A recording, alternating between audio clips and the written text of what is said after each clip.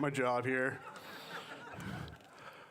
A couple things I want to start off by saying is that, first of all, I am super eager to be here this morning and see you and be able to share what God has laid on my heart to give to you this morning. Last week, I was just pumped and ready to go before even church started, and I debated whether I was going to share this or not, but I'm going to say it anyways. Church, Greenbelt, you are loved. You are loved by me, by Kevin, by our staff, elders, deacons, our whole leadership. You are loved. If you don't hear it from anybody else this Christmas, know that Greenbelt staff, leadership, we love you guys. And whether I just know you by face, or whether I know the ugly side of things in your life and you know the ugly side of things in my life, whatever relationship we have right now, it doesn't matter. If you're part of this church, we love you. It's weird that way. Do you realize that? Like, you've got that? And when we pray as leaders, we think like, okay, God, I just need help with just some decision making. I need some energy. I need some vision. I need some guidance and all that. And you know what God starts with in sort of like helping us get there? He starts with growing our love for you. That's where it comes from. Everything that we do comes from our capacity just to want to love you more and bring you into his presence. And so with this morning, like, I hope that this message will define that, will show you that we, in fact, want you to be brought into his presence, because no matter how crappy our love is, his love won't fail you. His love is where you need to rest and find Advent. Oh, thank you, McRobbie's, where I saw you, McRobbie's, Renaissance, and the Kung family this morning. Like, what a real blessing to have you guys come and just light these candles and share. Like, I really appreciate that. So just thank you. It's very, very warming. Advent. I don't get it. Like, I'm sorry, I don't get it. I thought that, Advent was for like the old people in the church. It was like, the young people, we're tasked in the church with moving the chairs because that's what we are able to do. And, we're not responsible enough to deal with candles or flames. So the old people in the church got to deal with that. And I think it even, like, some of them, and I don't see any this morning, but like they even coordinated their clothes with whatever color the candle was. Like, it was just like, what's going on? Like, it seems very dated in a weird way. So I just never really connected with Advent, but I am going to share a bit about my process and how it sort of like changed a bit of my interpretation of it. I really wanted to take a thoughtful look at what Advent means. I'm slowly coming around to understanding some of the significance of it and why it's been done in the church through over 1,000+ years. Hope, peace, joy, love. These themes are very fitting in preparation of not only Jesus' birth, but his second coming, when he's going to restore the world and us to where we were supposed to be. And as I thought about these themes, hope, peace, joy, and love, and me speaking on joy this morning, I thought to myself, I got screwed. Joy? Let me give you 2 reasons. When people meet me for the first time, they do not walk away thinking like, well, that Dan, he's really a joyous person, right? You can testify to that, right? It's not something that's on my face whatsoever. When people meet me for the first time, if my wife isn't around to sort of interpret my facial expressions to them, they're walking away wondering, like, is that guy gonna like punch a hole in the wall somewhere? Like disdain, annoyance. That's the things that kind of exude from my face. I mean, looking at me right now, do I have an expression of joy? Do I? Is this joyous? It can be joyous, can it?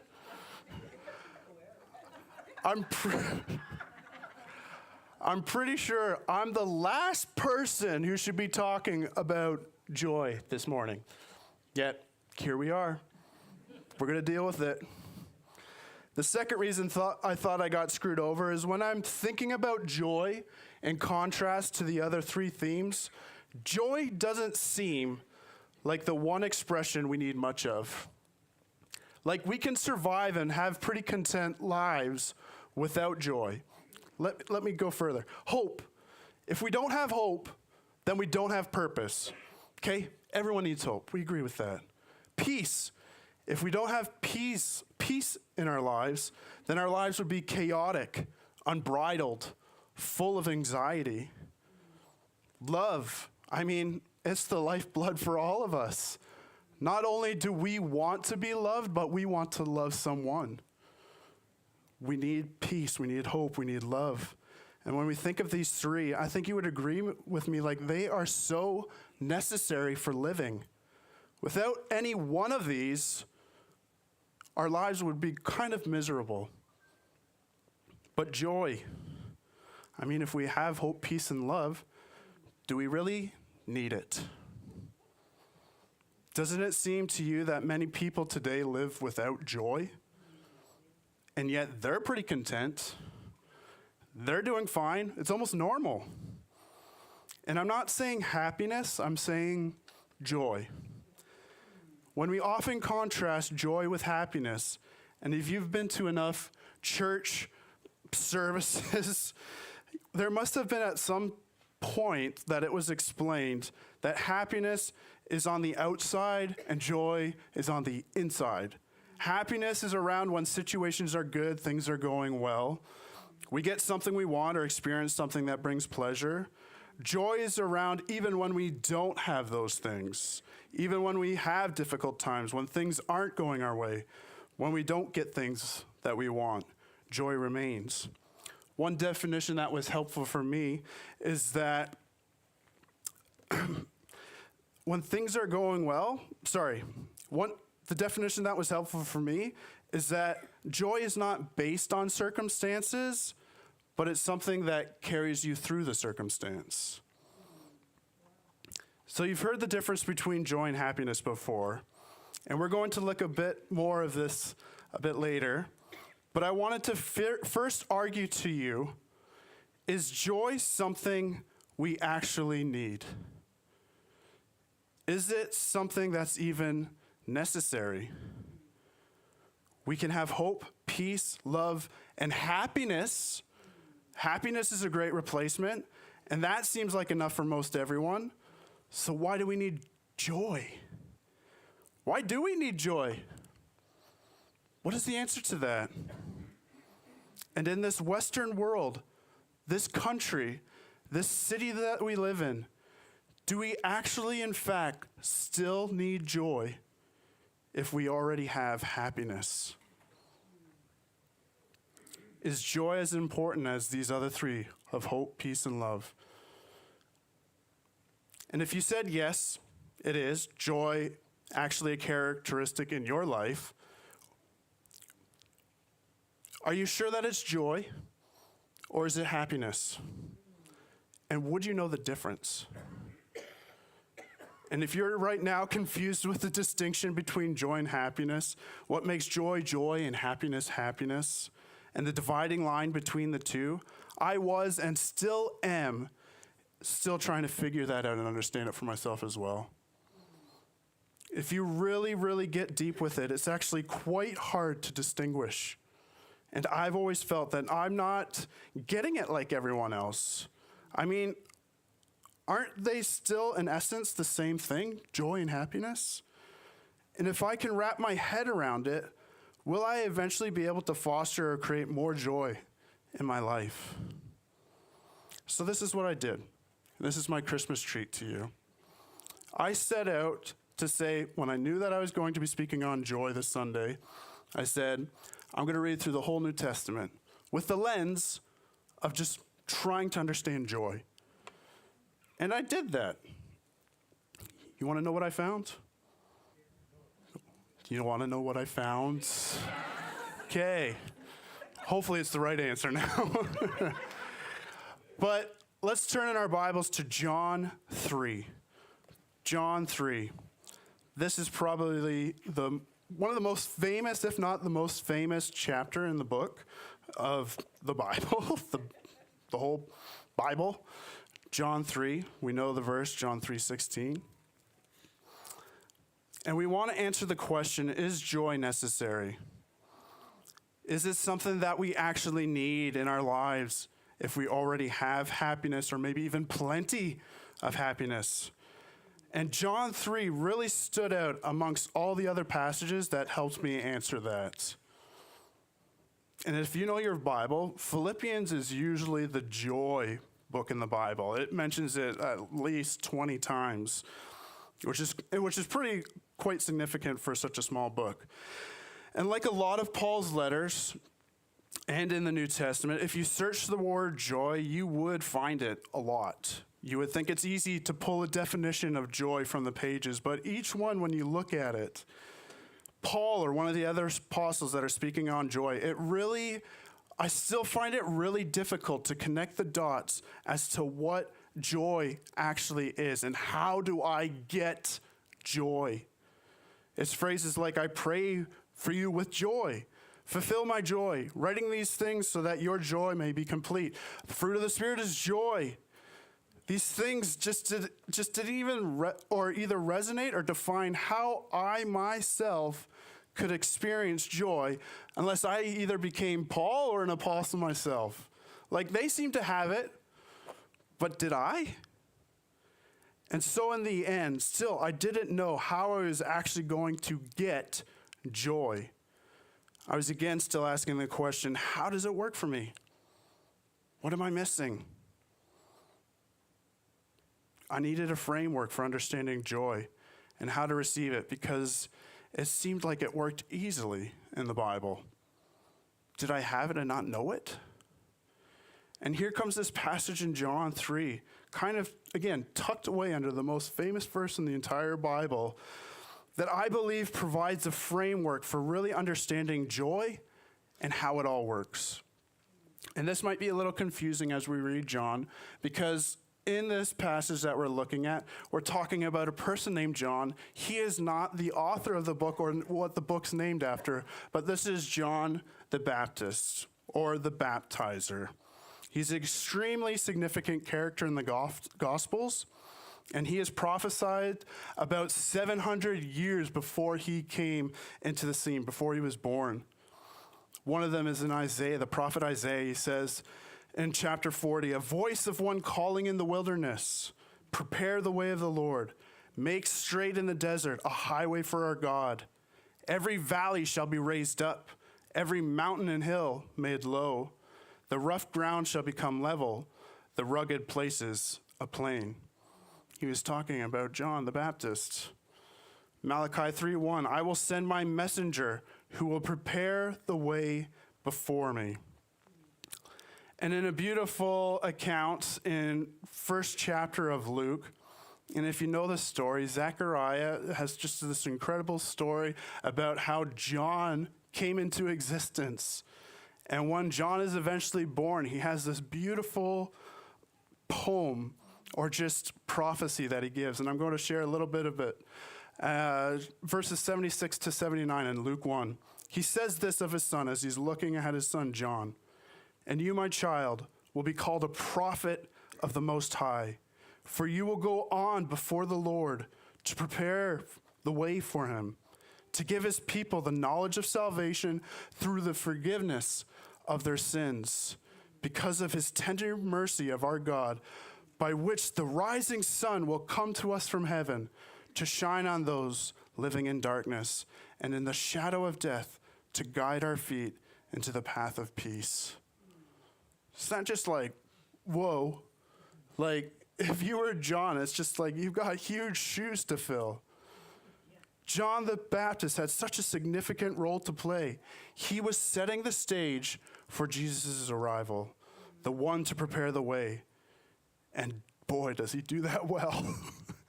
He's testifying and baptizing and calling out sin.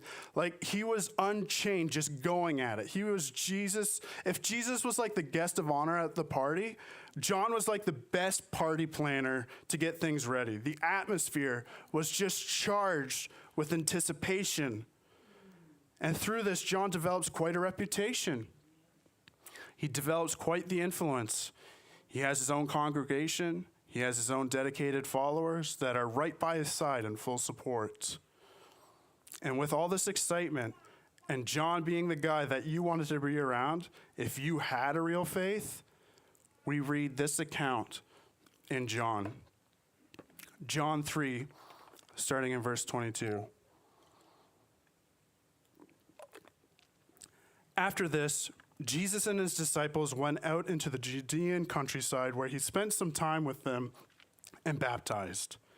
Now John also was baptizing in Aenon near Salim because there was plenty of water and people were coming and being baptized. This was before John was put in prison. An argument developed between some of John's disciples and a certain Jew over the matter of ceremonial washing. They came to John and said to him, "Rabbi, that man who was with you on the other side of the Jordan, the one that you testified about, look, he is baptizing, and everyone is going to him." To this John replied, "A person can receive only what is given them from heaven. You yourselves can testify that I said I am not the Messiah, but I'm sent ahead of him. The bride belongs to the groom. The friend who attends the groom waits and listens for him and is full of joy when he hears the groom's voice. That joy is mine and is now complete. He must become greater. I must become less."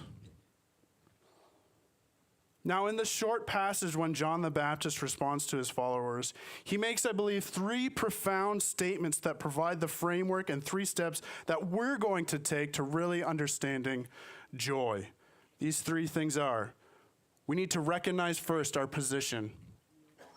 We need to understand the definition, and we need to receive the condition.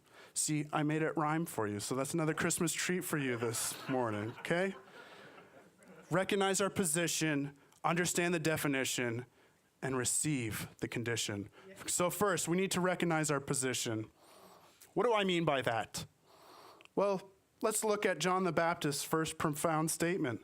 Before John explains anything, after his disciples approached him and said, "This Jesus is stealing all the crowds. His influence is becoming greater and bigger than yours. Everyone is going to him." Before John even addresses those questions of purification or baptism, he wasn't about settling a dispute. John says this in verse 27. A person can receive only what is given them from heaven. Did you catch that? A person can only receive what is given them from heaven. And before thinking anything about joy and how to plug into it, see your position first, your life, everything that is in it, all the achievements and successes that you credit for yourself, they're given to you from heaven. Everything. You say, wait, I spent hours, if not years, fighting for a promotion. More than anyone else in my field. Like, I made this happen. Or I sacrificed so much time to spend hours studying so that I could get the grades that I did. I spent countless hours hitting the weights and resisting all the temptations that sugars and salts had me drooling over. Obviously, I'm not talking about myself. If you're looking at your personality, if you're looking at yourself positionally to give yourself credit for whatever achievement or goal you've reached, you're not going to understand joy. You just won't. I'm going to do a youth thing here, but I want everyone to put their hand on their heart. Come on, put your hand on your heart. Come on, class. Do you feel it? Feel it beating? Put your hand over your mouth. Do you feel that breath? Are you glad you brushed your teeth this morning? You think you're in control of these things? When you look at all the time you put into the office, your education, the gym, and all the things that you resisted along the way to keep you focused and on track to achieve your goal, do you really think that it was all you? Who do you think protected you from a head-on collision while driving into work when you were putting in all those hours? Who do you think opened doors and opportunities for you to be at the school where you can now study? Who do you think prevented you from getting a virus or a carcinogen that would have just entered your body and just put you on your back for the rest of your life? Let me go deeper. Who do you think determined where in the country you would be born? What time in history you would be born? That you are just characteristically more driven or intelligent or privileged or has the capability of holding back any catastrophe that could happen before we're even done this morning. Do you still think that you're in control of your life? Each heartbeat, each breath. In our Western world, and especially in Ottawa, we are conditioned into thinking we are completely responsible for the outcomes in our lives, the bad and the goods. That if you receive something good in your life, you worked hard to earn it. You deserve to pat yourself on the back. If you were to be honest, do you really believe you deserve credit for any of the praise the world would give for whatever good thing that is in your life right now? John had lots to boast about. He sacrificed, he had boldness. He rebelled against the system. There was a cost that John endured besides just eating locusts and honey. That whatever the crowd and recognition he got, surely it was deserved to him. He put himself through the ringer to make that happen. But John says, even these crowds and influence and the pedestal that he was raised to, these things that the disciples were worried about losing, the fact that he could even stand right now in that very moment on his own 2 feet without keeling over, everything is a gift from heaven. God is the one who actually gives everything good in your life right now. Do you think you did it on your own merit? Maybe you would say that you don't have much good in your life. I would say that you just need to take a step back. There are so many blessings that you don't realize that God is allowing for you to have. What is your position? Does it start with recognizing that a person can only receive what is given them from heaven? And if you can't recognize that, you're not going to be able to track with us to step 2, which is we need to understand the definition. This is the fun part. Okay, was that a little too heavy? You guys are like, oh, let's end it now. It's going to get better. John says the bride belongs to the groom, and the friend of the groom who waits and listens for him, he is full of joy. What does that mean? I thought when people are getting married that it's the bride and the groom that are are the ones full of joy, and not the groomsmen and the bridesmen. If you have been to kind of the strange weddings that I've been, you will see that it's actually the groomsmen and the bridesmaids that sometimes are actually the most angry and bitter. It's like, that should be me getting married. Or does anyone know what kind of sham this wedding is? And yet John is saying his joy is full. He rejoices with the groom, even being the friend to the groom. Like, this is where his joy is. It's nothing that he wants for himself. And John is obviously referring to Jesus as being the groom. The bride is the people that John knew that Jesus was coming to save. The church, his followers, Christians. This is Jesus' people, not John's. John was the one to prepare the way. These people, the bride, they belong to Jesus. This is John's analogy of describing who Jesus was, and a theme carried throughout the Bible of Jesus being the groom and the church being the bride. And for John to witness this union, this long-awaited union, like a marriage or wedding, above any and all else, the time had eventually come for it to happen. The wedding was now. And John says, "It was my joy to prepare the wedding. I rejoiced that I could be part of the planning process. And now that the groom is here, this universal joining can take place. And finally, my joy is complete." And this may be your hurdle as it was for me. Why is it that John uses this specific analogy to compare himself to what was happening in Jesus' ministry? How does the groomsman have joy and not just happiness for a groom? Let me use one of my own analogies. I got married. Thank you, yeah. It was a hard process, trust me. I got married, only once so far, and we had a wedding party. I had my brothers and brothers-in-laws as groomsmen, and my wife, Clody, she had her sisters and my sister as her bridesmaids. And there's the moment at the start of the wedding that everyone anticipates when everyone comes to witness, when the bride walks down the aisle. And it's not just about the bride, but it's this awaited union of the two coming together as being one married couple. And if you've been to weddings, after you take in the glamour of the bride and in her dress, people love, oh, we're showing the picture already? Okay, yeah, sure. Thank you, yes.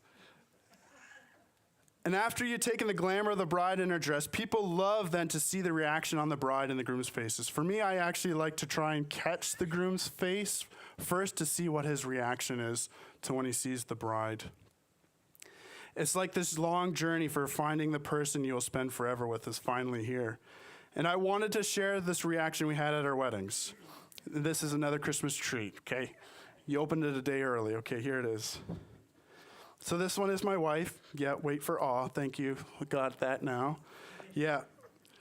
And it was interesting because you can see we weren't in a church, but we were in a park in God's creation. And there wasn't actually like this divider or door that usually the bride waits behind before they just give the grand opening and the bride's able to walk through. She was actually at like this gazebo kind of far off. It was about 50 meters from, people are already getting nervous, like, oh, what happened? It's all good, don't worry. It was about 50 meters away from where the people were sitting and before the aisle started. So I actually had a significant time just being able to watch her walk towards where like the people were sitting. And her dad told me afterwards that Clody, and if you don't know their family, he has 5 daughters, and she was the baby one. And so he's actually walked all of his other daughters before he walked Clody down the aisle. And he said that out of all of his daughters, Clody was the one who had the most confidence in just wanting to get to the altar. He said that he even tried to slow her down. Like, it's just like, thanks, Dad. Thanks a lot, yeah. But it was just clear that she had just such assurance that she was just making the right choice, obviously. No reservations, no second guessing. You want to see my reaction?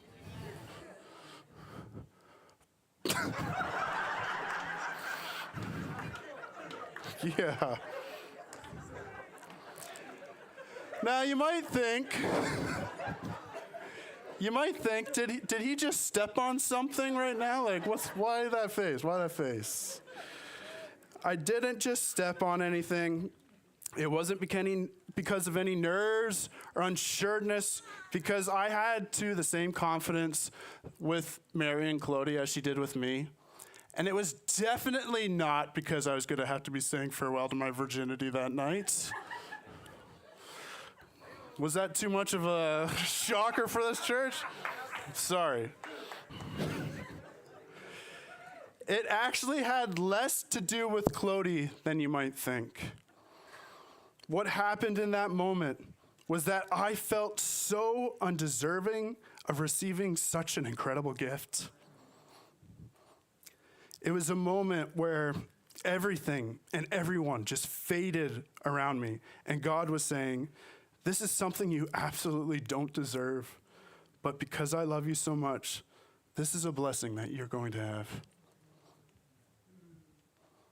We had timed music for Clody to walk sort of the distance, like I said, from the gazebo to the aisle. We had everyone remain seated until Clody stepped at the edge of the aisle. And there was a pause in the song before hitting the chorus where the pastor just asked everyone to stand. And as everyone raised to their feet, this chorus came just powerfully in, singing, I can feel your presence here with me. Suddenly, I'm lost within your beauty. This song wasn't singing about Clody. And those words just reverberated through my heart, feeling exactly that God, his presence, was with me in that moment, giving me something so undeserving, a gift that made the gift giver so wonderful and beautiful that no love could express anything greater. Was I full of joy? 1,000% I was. Now, why I share this, and let's flip to the next slide before people start taking pictures and posting that, is because there's a gift being received that causes me to be full of joy. Cody and I both received the gift. We both had different outwards expressions, hers being obviously way more contained than mine, but we are receiving the same gift, not just status or companionship or intimacy, which is like a lot of weddings for most people, but blessing. We are given a gift from God through marriage, something that God created for a man and a woman to have, something that is marked with his character and being. And when you are on the receiving end, you just become so absolutely overwhelmed. But this isn't exactly the joy that John is talking about with being the friend to the groom. His joy comes from God being united with his people. That God sent his son Jesus to step into our world to be this perfect husband to his followers, the bride. A better husband than I could ever be, one that never gives up, a husband that will forever put your needs above his own, a husband that will never stop chasing you to bring you back even if you turn away from him, a faithful spouse that none of us come close to deserving, but we are still given. It's a gift that completely pales the joy and blessing that I received on my wedding day. Salvation. The awaited union of Jesus, the perfect groom, with the bride whom he chose to love unconditionally. That's the joy that comes to us. That's the joy John experienced as he witnessed it unfold with Jesus' ministry. John could say his joy was complete because now through Jesus, we have this union, this marriage with him. Have you experienced that joy that comes from being united with the one who truly and desperately loves you beyond all other loves in this world? If you have, you would have experienced joy, recognizing that it is his gift to you. Nothing you did to earn it. Nothing by your determination you did to receive it. Absolutely covered by his grace and his grace alone. Do you know that joy? Maybe you do. Maybe you had at one point in your life, but now it's faded. Maybe it's even lost. And I've been thinking a lot lately the differences between those that grew up in the church all their life, received God's gift of salvation at an early stage in their life, to those who had more of a substantial season of living before becoming a Christian and accepting salvation. And right now, as I'm fleshing these thoughts out, I think if we're thinking about it in John's analogy of the wedding and Jesus, the groom, coming together with the bride as people, if we received salvation at an early age, the people that have just been Christian for many, many, many years, or we have accepted salvation like when we were a child, It's like we've just been in the wedding so long. Or all we know is being in the wedding, being the bride. We don't know anything outside of it. We know nothing different because there was either no life we don't remember before being part of this marriage. And if you've been someone who has been a Christian and received salvation early in their life, and you've spent substantial years and time living in his salvation, I believe it's actually harder for you, for me, to actually understand that joy. Like anything, as time progresses, things fade, including the excitement of our salvation, including the excitement of the wedding. We don't remember what it was like to be outside of the wedding and to receive that invitation to step into it. Those that have recently or freshly accepted salvation, you see the joy. You see the joy in those people. But for those of us who have accepted a long time ago, it can be easy for it to lose its charm, its excitement, even its value. David cries out in Psalm 91 after he was drifting away from understanding its worth. He says, God, restore to me the joy of my salvation. Restore to me the joy of my salvation. Like I need it back. Bring me back to the place where I realize how in desperate need I am of your grace so I can experience that joy again. Remind me what it was like the first time it felt to be outside of your presence so that I could remember what it was like to be brought into your presence. Give me that same overwhelmment I have when I received the gift that you gave that I didn't deserve. Because then, and only then, will I remember true joy. This is where joy is found. When I've struggled between the difference between where does happiness end and joy start, don't get caught up with comparing the two and trying to define it in your life, because like me, trying to establish these separation barriers between the two will just kind of lead you off course. Was it joy or happiness I experienced when I saw Clody walking towards me at our wedding? Focus on the source. Was it a gift from God? That's how you know it's joy. If it was his gift, then you know. If it's from God's gift of salvation, then you know you don't deserve. Call it happiness, call it joy, but you know the difference between that feeling in your heart than whatever else this world offers as imitations. It's through his grace. And if it's through his grace, it's joy. So we need to recognize our position. We need to understand the definition. Now let's receive the condition. We recognize where we needed to start our position. A person can receive only what is given them from heaven. We understand the definition that joy is experienced only through his grace. Now let's receive this. Look at what John says in verse 30. He must become greater. I must become less. Such a popular verse. Some say he must increase and I must decrease. John, with everything he could gain for himself, knew the experience of joy, was wanting nothing for, in fact, himself, and wanted everything for Jesus. That joy comes when we move the spotlight off of ourselves and we put it on him. The condition is, do you step aside and make Jesus known?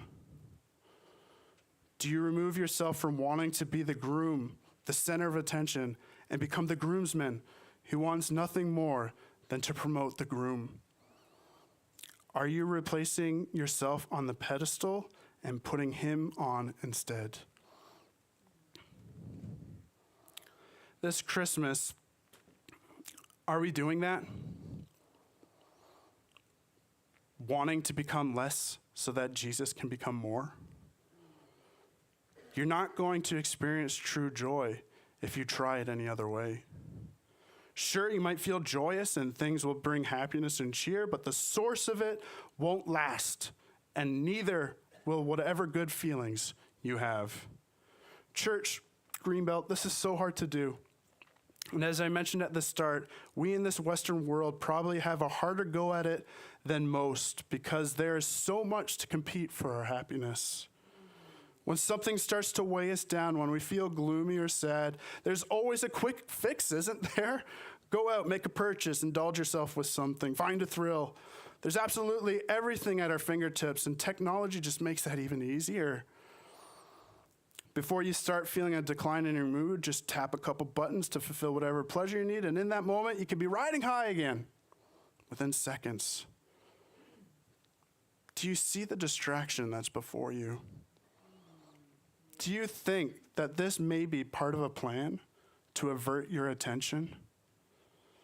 Do you think that even having Christ in the name of Christmas being one of the biggest holidays of the year, that this celebration was designed to be completely centered around him because of the joy he brings, that there are forces working against that?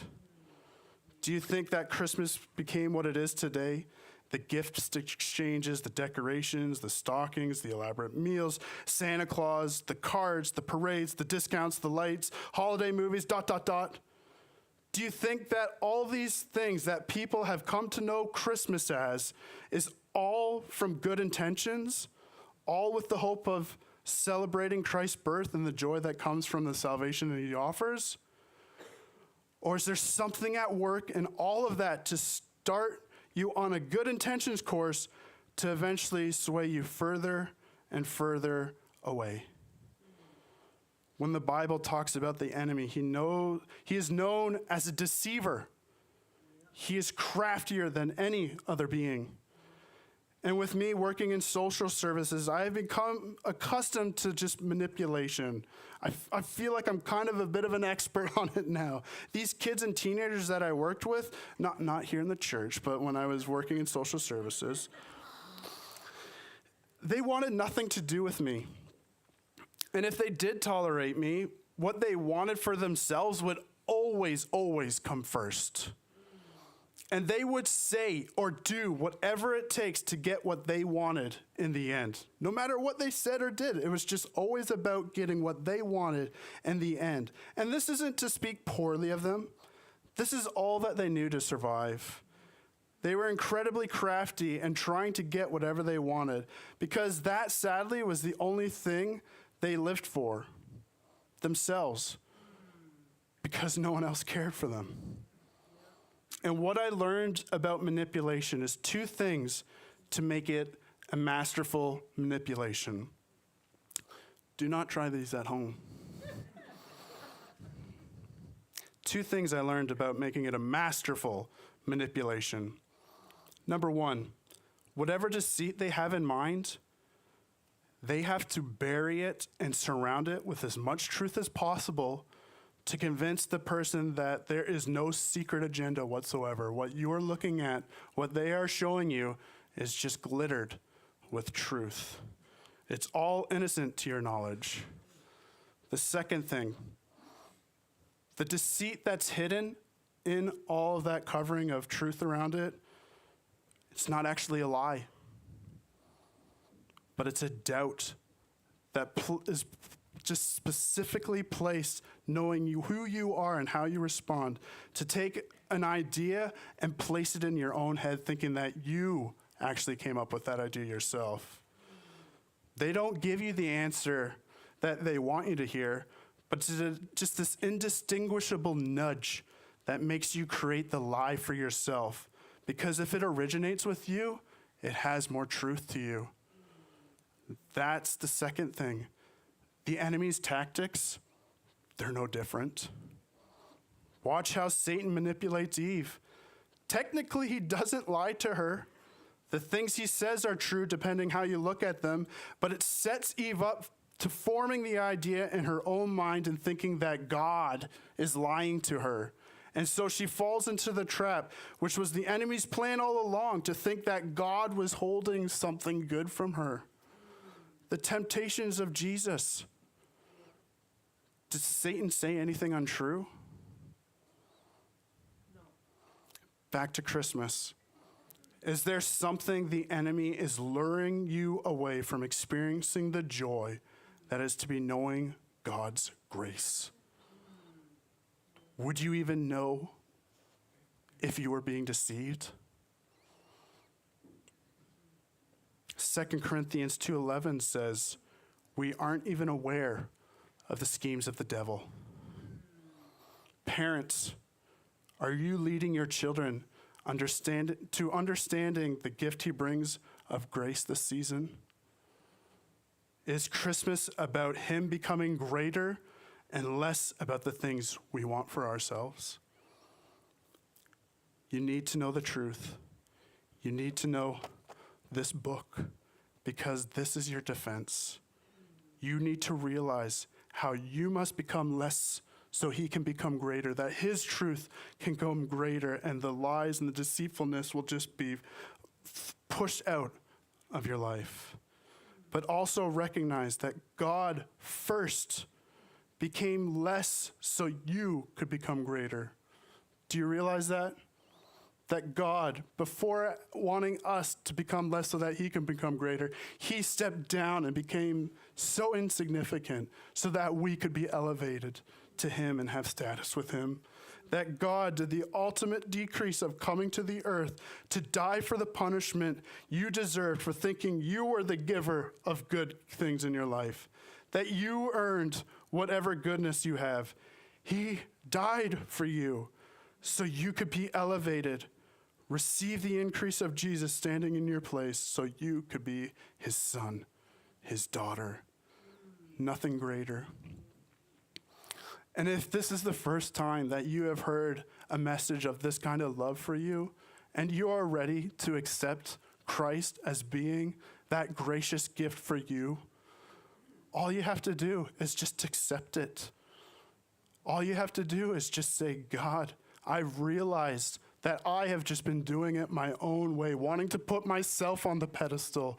But I've just been screwing it up, so I want to take myself off and put you there. I want you to reign in my life. And if you pray a prayer like that, and if it's the first time that you've done that this morning, I invite you to come talk to me. I'm going to be staying out here after the service, and you just share that with me, and I'm going to pray with you and rejoice. Because it is just so incredible when we recognize that we should not be at the status that he deserves to be. Hebrews 12:12 says that Jesus went to the cross because of the joy awaiting for him. The joy. Jesus took pleasure and delight in knowing that he was going to take you out of the depths of despair by he himself going into them so that you could forever now have this fellowship and relationship with him. He gave everything for you, and he did it for the joy awaiting him. We all yearn for joy. We long for it. It was placed in our hearts and in our souls as this need to be fulfilled. Your heart and soul knows it's searching for it. It needs it. And we often try and fill it with happiness that doesn't last. And when we can't fill it, it makes us vulnerable and willing to do things that we shouldn't. The only fulfillment comes when we find our joy in him. And when you tap into that, or rather when he taps into you, then you will realize true grace. Then you will realize true joy. The grace he gives and the joy that comes when we become less of what we want for ourselves so that more of him can be made known. So, for my first question, do we still need joy in today's world if we have happiness? How necessary is it for us for having joy in our hearts and soul? It's as necessary as needing his grace. And if you genuinely know his grace, you will know joy. Let's pray. God, I am so privileged to be here and just to open your word and just proclaim your truths. And I pray that your spirit just made sense of whatever garble I threw out this morning to resonate and connect with each heart here so that they can know your grace, that they would connect with the source of true joy that only comes from you. May we step outside of ourselves. Help us to not think that we've earned or deserved anything that's good in our lives, but see that it first comes from you. Everything good comes from heaven. And that we just understand that, God, we need to now step into that position, Lord, that we need to say no to ourselves and just less of ourselves so that, God, you may increase. And when that happens, God, the glory would just go forth. Your glory would go forth. And we just pray that for this Christmas season, away from the attacks of the enemy and the schemes of the devil, Lord, that, God, your truth would come forth and people would come to realize it. We pray this in your heavenly name. Amen. Great true joy comes from the grace of God. Glory to God in the highest. We invite you to stand again as we continue in song.